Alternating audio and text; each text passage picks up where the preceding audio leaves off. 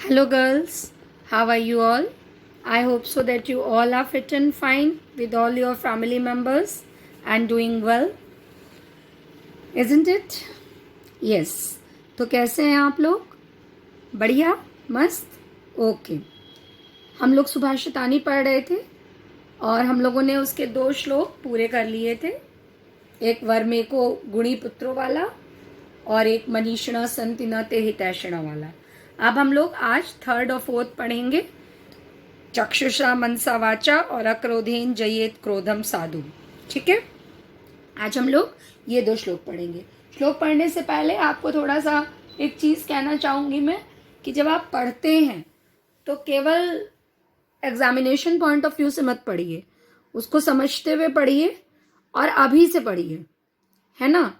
ये मैं आपको अपने एक्सपीरियंस से बोल रही हूँ, जो मैंने आपके साथ एक्सपीरियंस किया कि जैसे कि जब आपके एग्जाम्स पास आए, लास्ट जो एग्जामिनेशंस हुए आपके हाफ ईयरली 1, तो मैं तो खैर आपको जुलाई से पढ़ा रही हूँ, कुछ बच्चों बाकी टीचर्स आपको अप्रैल से पढ़ा रहे हैं. मैंने तब आप लोगों में वो खौफ, वो डर, वो क्वेश्चंस नहीं देखे.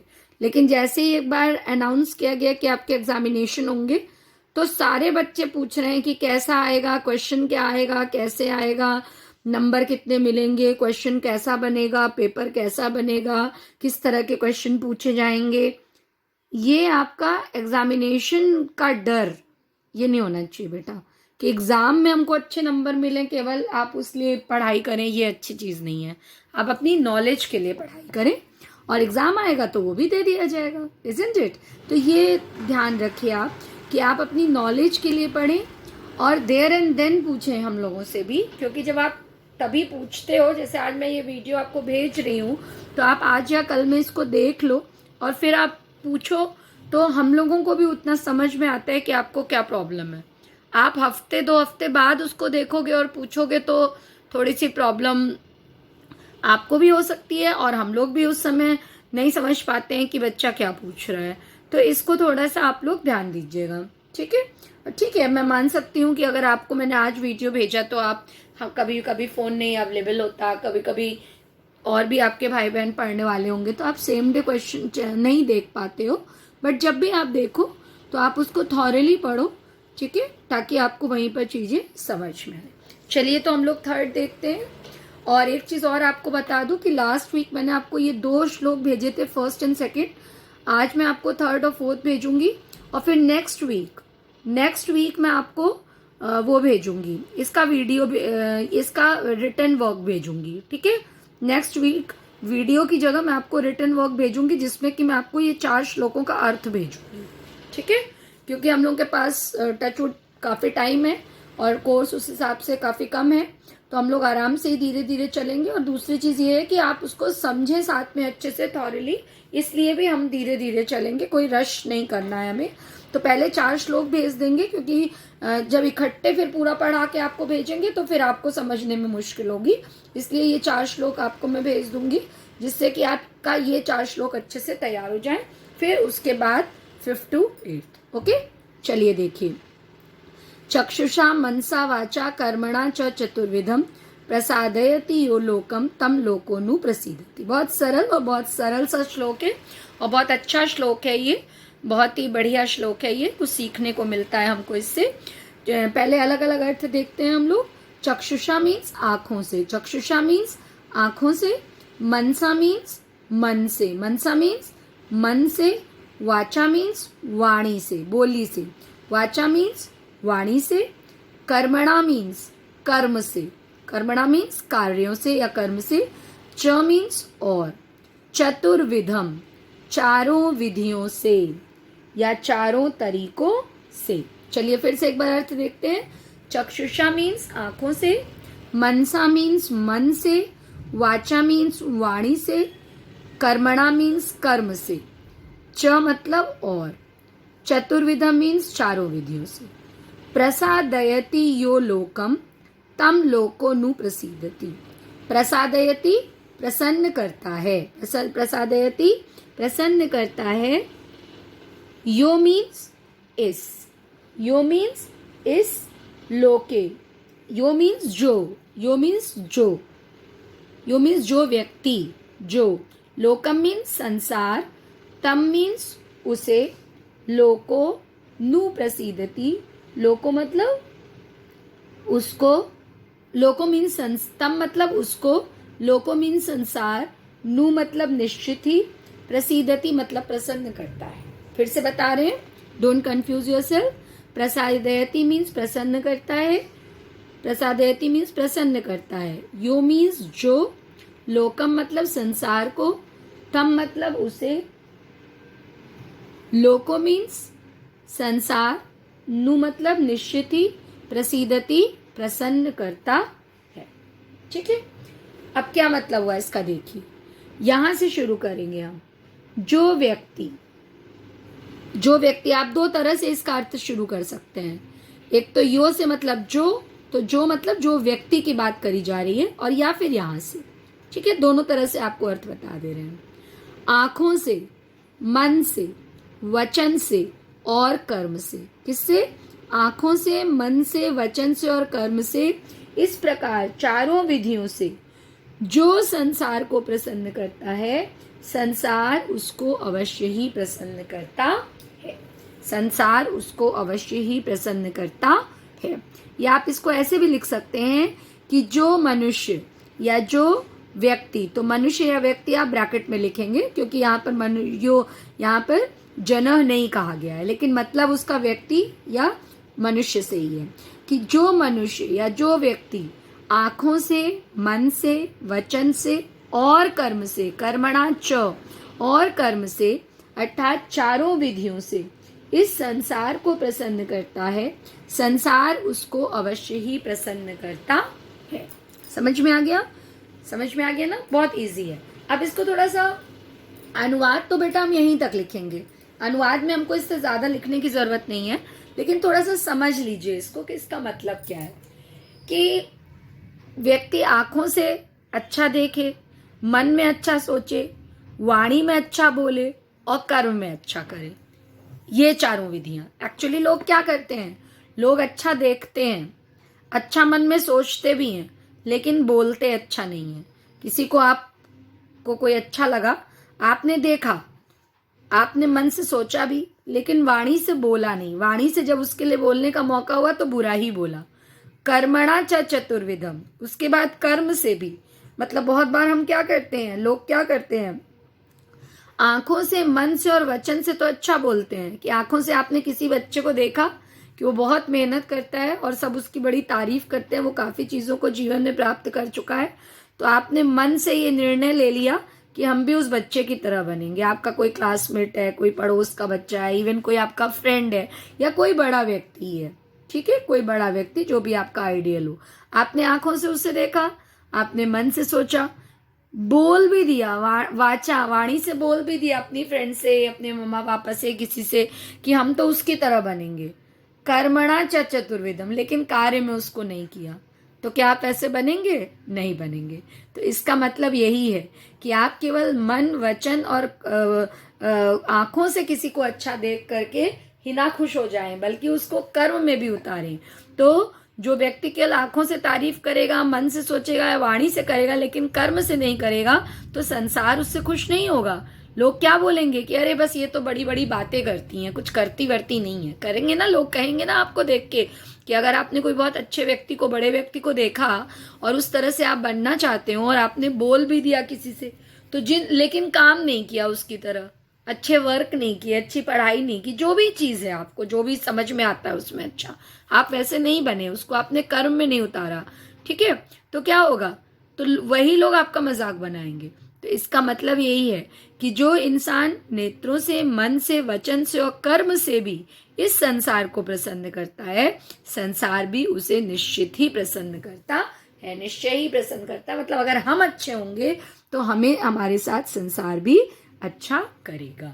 ठीक है, अर्थ में भेजूंगी आपको। फिर देखिए, अक्रोधेन जयेत क्रोधम, साधुम साधुना जयेत, जयेत कर्तव्यम दानेन, जयेत सत्येन चांद्रतम।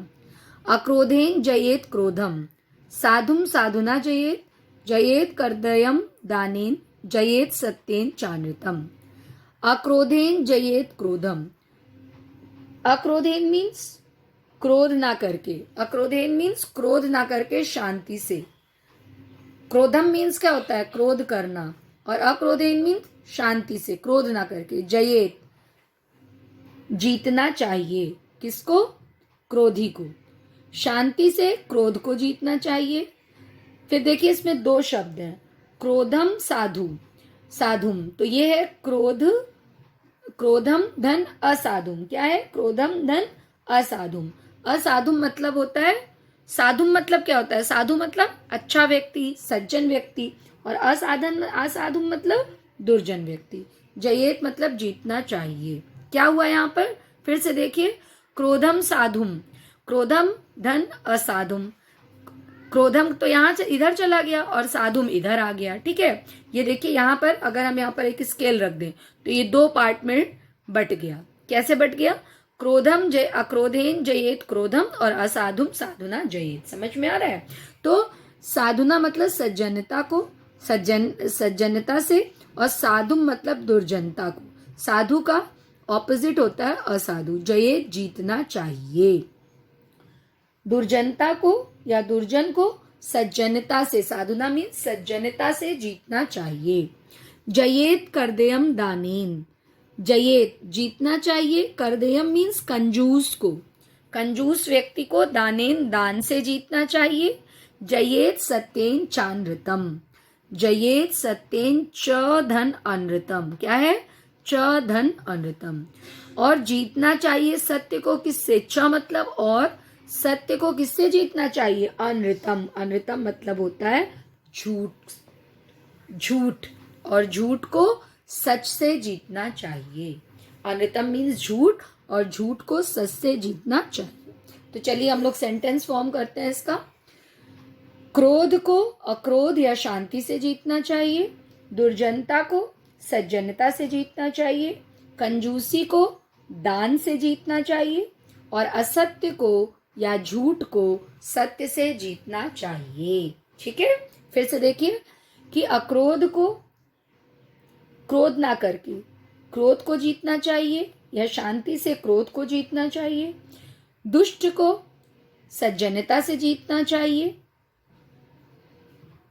कंजूसी को दान से जीतना चाहिए, और असत्य को सत्य से जीतना चाहिए। समझ में आया, समझ में आया। लिखना आपको केवल अनुवाद है। अगर ये हिंदी होता तो हम इसको एक्सप्लेन करते कि किस तरह से क्यों कहा जा रहा है, लेकिन चूंकि संस्कृत है, संस्कृत में हम लोगों को टू द पॉइंट केवल अनुवाद लिखना होता है, इसलिए आप यहाँ पे केवल अनुवाद लिखेंगे। Is it clear. एक बार समझा देते हैं आपको कि ऐसा क्यों कहा जा रहा है, इसको एक्सप्लेन कर दे रही हूँ। कि अगर मान लीजिए कोई आपके सामने बहुत क्रोध करता है, कोई बहुत गुस्सा है आपसे, कोई भी है, आपका फ्रेंड है, आपकी मम्मा है, कोई भी है, ठीक है। अभी ज़्यादा तो हम लोग लोगों से मिल नहीं पा रहे हैं, तो आप मान लीजिए घर में आप पे मम्मी गुस्सा हो गई, अब आप भी मम्मा को पलट के जवाब दे रहे हो, तो क्या होगा, अच्छा होगा क्या, मम्मा और गुस्सा करेगी, हो सकता है पिटाई भी कर दे, है ना। लेकिन अगर कोई हमारे सामने क्रोध कर रहा है और आप चुपचाप शांति से हैं, तो वो कितनी देर गुस्सा करेगा, थोड़ी देर बाद वो खुद ही समझ जाएगा कि मैं इतना गुस्सा बेकार में कर रहा हूँ या कर रही हूँ, और वो शांत भी हो जाएगा। अब अगर आप गलत काम करेंगे तो आप पे गुस्सा तो आएगा। अगर आपने घर में कुछ गलत किया, आजकल आप घर में ज़्यादा हैं, पूरे समय है, तो अगर आपने घर में कुछ किया तो मम्मा भी थक जाती हैं काम करके, तो उनको गुस्सा तो आएगा, है ना, क्योंकि आपने गलत किया, और उनका गुस्सा करना सही भी है। लेकिन फिर भी अगर आप चुप रहेंगे और अपनी गलती मान लेंगे तो मम्मा चुप हो जाती।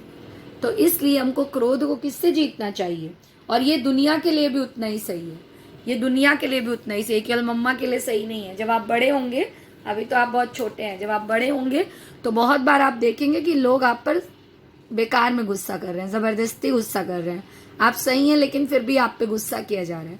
तो उस समय अगर आप भी गुस्से से बोलेंगे, आप बड़े हो चुके होंगे, इस देश के नागरिक बन चुके होंगे, तो उनसे आपकी लड़ाई हो जाएगी। लेकिन जब वो गुस्सा कर रहे हैं और आप शांत हैं, तो बात वहीं पे धीरे धीरे खत्म हो जाएगी। इसी तरह से कोई व्यक्ति हमारे साथ बहुत बुरा व्यवहार करे तो ज़रूरी नहीं है कि हम भी उसके साथ अच्छा बुरा व्यवहार करें। हमें क्या करना चाहिए, हमें उसकी दुर्जनता या बुराई को अपनी अच्छाइयों से जीतना चाहिए। हमको अपनी दुर्जनता, उनकी दुर्जनता को अपनी अच्छाइयों से जीतना चाहिए। ऐसा नहीं ज़रूरी है कि कोई हमारे साथ बुरा व्यवहार करे या बुरा करे तो हम भी उसकी तरह बुरे बन जाएं। नो, कोशिश तो ये होनी चाहिए कि हम उसको अपनी तरह अच्छा बना लें, ठीक है। तो और जब आप बार बार, वो कोई आपके साथ बार बार बुरा कर रहा है और आप उसके साथ बार बार अच्छा करेंगे तो आज नहीं तो कल उसको ज़रूर ये एहसास होगा। एहसास तो उसको आज ही हो जाता है कि ये मेरे साथ इतना अच्छा कर रहा है या कर रही है, मैं इसके साथ बुरा कर रहा हूँ, लेकिन वो आपसे कहता है या कहती नहीं है। बट फिर कभी उनको एहसास होता है तो वो आपसे कहते भी हैं और अपने बुरे व्यवहार की माफ़ी भी मांगते हैं। इसी तरह से कोई आपके साथ बहुत कंजूसी करे तो आपको उसे दान देना चाहिए, मतलब आपको उसकी हेल्प करनी चाहिए। तो अभी तो आप दान नहीं दे पाएंगे, बड़े इतने नहीं है, आप पैसा नहीं कमा रहे हैं, बट जब आप फ्यूचर में अर्न करें और कोई आपके साथ बहुत कंजूसी करे तो आप उसको पैसे दे करके उसकी कंजूसी को जीते। आप घर में आजकल ये कर सकते हैं, आप घर में ये चीज़ कर सकते हैं। मान लीजिए आपके वहाँ पापा चॉकलेट ला रहे हैं, मम्मा मार्केट गई है चॉकलेट ला रही है और आपको आपके भाई बहन नहीं दे रहे हैं तो आप उन्हें दे सकते हैं। अब ये मत सोचिएगा कि मैम हम ही क्यों अच्छे बने। जब आप अच्छे बनेंगे तो दे के ही तो आप शेयरिंग सिखाएंगे ना, वरना टीचर्स को बोला जाएगा, है ना। हम लोग अपने घरों में अपने ब्रदर सिस्टर्स को चॉकलेट तो सबको बहुत अच्छी लगती हैं, तो जब कोई अकेले मान लो खा रहा हो, घर का बच्चा भी, तो हम लोग उसको क्या चिढ़ाते हैं कि तुम्हारी टीचर ने तुमको शेयरिंग नहीं सिखाई है, चिढ़ाते हैं ना। तो वैसे ही आपको भी चिढ़ाया जाएगा तो वो हम लोगों को के ऊपर बात आएगी, लेकिन हम लोग आपको शेयरिंग सिखाते हैं। तो कंजूस को दान से जीतना चाहिए। और जयेत सत्येन चांद्रतम, दूसरे के झूठ को किससे जीतना चाहिए? अपनी सच्चाई से जीतना चाहिए। कोई अगर आपको पता भी हो कि वो आपसे झूठ बोल रहा है तो भी ये नहीं कि उससे लड़ाई झगड़ा कर ले, आप सच बने रहेंगे तो एक दिन वो भी आपके साथ जरूर सच बनेगा, ठीक है। समझ में आ गया? तो ये थर्ड और फोर्थ पैराग्राफ जो मैंने आपको जो थर्ड और फोर्थ श्लोक पढ़ाए आज, मुझे लगता है कि आपको बहुत अच्छे से समझ में आ गए होंगे।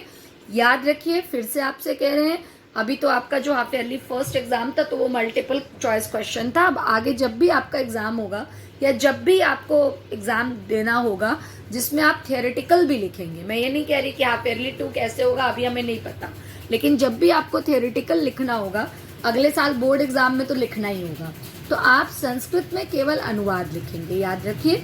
तो आपको मैंने जो एक्सप्लेनेशन दिया है वो आप नहीं देंगे। हाँ, अगर ये आपका हिंदी 1 होता, मतलब अगर आप हिंदी में इस चैप्टर को पढ़ते सिंपल, तो आप इसको एक्सप्लेन करते, जैसे कि आप जब आपको शिवानी मिस पढ़ा रही होंगी तो वो चीज़ों को आपको एक्सप्लेन करना बताती होंगी तो आप कर रहे होंगे। इसमें आप केवल अनुवाद लिखेंगे, बट मैंने आपको इसलिए बता दिया ताकि आपको ये कोई कंफ्यूजन ना हो कि ऐसा क्यों कहा जा रहा है। Okay, so I hope so this lesson is clear to you till 4th shlok. Revise it, see the video again and revise it. In next week I will send the notes and then copy down the notes in your fair copy. ध्यान से सुन लीजिए, जो notes मैं आपको भेजूंगी उसे आप अपनी फेयर कॉपी में लिखेंगे। अगर अब मुझसे किसी बच्चे ने पूछा या मैसेज किया, मैम मे आई राइट इन फेयर कॉपी और रफ कॉपी, देन फिर मैं आपको उस बच्चे को फिर मैं बताने वाली हूँ, क्योंकि आपको मैं जुलाई से बता देती हूँ हमेशा कि क्या चीज़ आप फेयर कॉपी में लिखेंगे, क्या चीज़ आप रफ कॉपी में लिखेंगे।